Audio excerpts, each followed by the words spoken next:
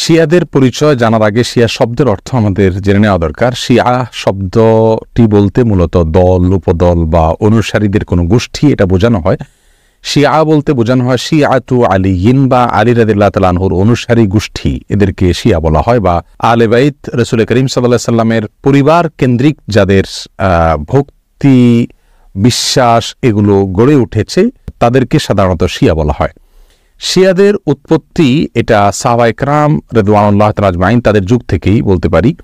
এবং শিয়াদের উৎপত্তির পেছনে যে লোকটি ছিল তার নাম হলো আব্দুল্লাহ ইবনে সাবা। ইহুদি ছিল, পরবর্তীতে সে মুসলিমদের বেশ ধারণ করে মুসলিমদের ক্ষতি সাধন করার জন্যই মূলত এই গ্রুপটির তারা আবিষ্কার করে। শিয়াদের সম্পর্কে আমাদের দেশের সাধারণ মুসলমানদের মধ্যে ধারণা খুবই কম।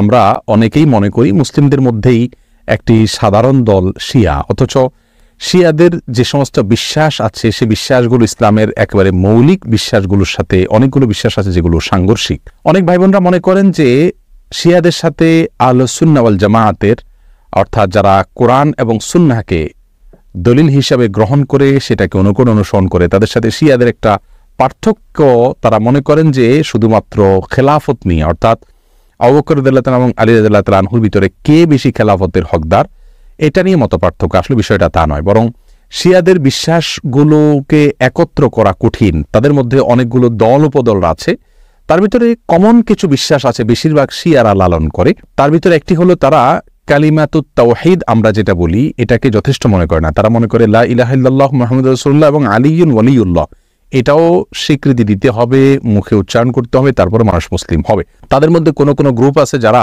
কোরআনে কারীমের 30 পারার যে কোরআন এটার ব্যাপারে তারা সন্দেহ পোষণ করে এবং তারা কোরআনের বিকৃতিতে বিশ্বাস করে বা বিকৃতি করে, এটাকে তারা সঠিক মনে করে বিকৃতি করে থাকে। তাদের মধ্যে বড় অংশ বা সবচেয়ে বেশি অংশ বলা যেতে পারে, প্রায় সবাই বলা যেতে পারে তারা সাহাবীদেরকে সবাইকে কয়েকজন বাদে আলী রাদিয়াল্লাহু তাআলা আনহু, আব্বাস রাদিয়াল্লাহু তাআলা আনহু সহ কয়েকজন বাদে হাসান হোসেন, ফাতেমা রাদিয়াল্লাহু তাআলা আনহুম সহ আহলে বাইত যারা তারা ছাড়া বাকিদেরকে তারা কাফের মনে করে এবং সাহাবীদেরকে গালমন্দ করাটা এটাকে তারা সওয়াবের কাজ মনে করে, ইবাদত মনে করে। আয়েশা রাদিয়াল্লাহু তাআলা আনহা রাসূল আকরাম সাল্লাল্লাহু আলাইহি ওয়াসাল্লামের সহধর্মিণী, তার চরিত্র নিয়ে তারা সন্দেহ করে, যার চরিত্রের বিষয়ে কোরআনে কারীমের সূরা নূরে আল্লাহ সুবহানাহু ওয়া তাআলা পরিষ্কারভাবে ঘোষণা দিয়েছেন। যাই হোক, এ হলো মোটামুটি শিয়াদের কয়েকটা জঘন্য বিশ্বাসের আলোচনা। এবারে আসি শিয়াদের একটা বিশেষ দল, তাদেরকে ইসনা আশারিয়া বলা হয়।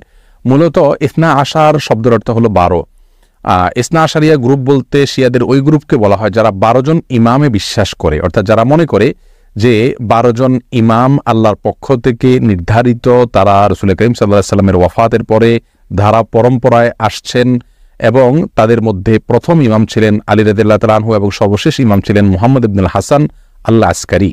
এসব ইমামদের সম্পর্কে, ইমামদের মধ্যে সর্বশেষ ইমাম যিনি মুহাম্মদ ইবনে হাসান আল আসকারী, তারা মনে করে তিনি লুকায়িত হয়ে গেছেন, আবার প্রকাশিত হবেন এবং এই ইমামরা সবাই নিষ্পাপ, তারা কোনো ভুল ত্রুটির ঊর্ধ্বে এবং এই ইমামরা সকল প্রকার ইবাদত বন্দেগীর ঊর্ধ্বে উঠে গেছেন, তাদের কোনো ইবাদত বন্দেগী করতে হয় না।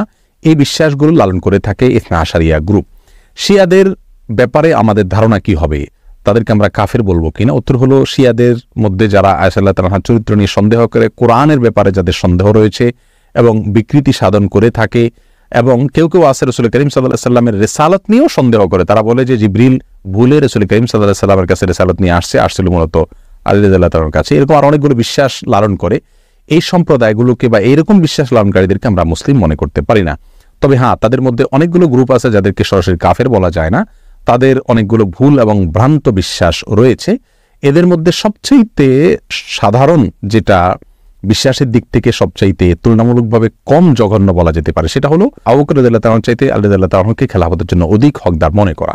শিয়াদের অনেকগুলো ভ্রান্ত বিশ্বাস নিয়ে বিস্তারিত এবং বিশদ আলোচনা করা দরকার, তা না হলে তাদের বিষয়ে আমাদের ধারণা পরিষ্কার হবে না। একজন মুসলিম হিসাবে আমাদেরকে সঠিক ধারণা যেমন রাখতে হবে, তেমনিভাবে ইসলামের বিষয়ে কারা কি ভুল ধারণা লালন করে সেগুলো আমাদের জানতে হবে।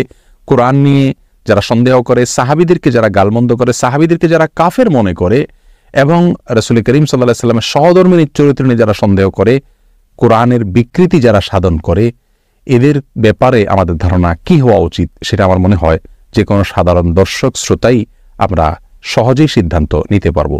আল্লাহ তাআলা আমাদের সকলকে সঠিকটা বুঝার তৌফিক দান করুন।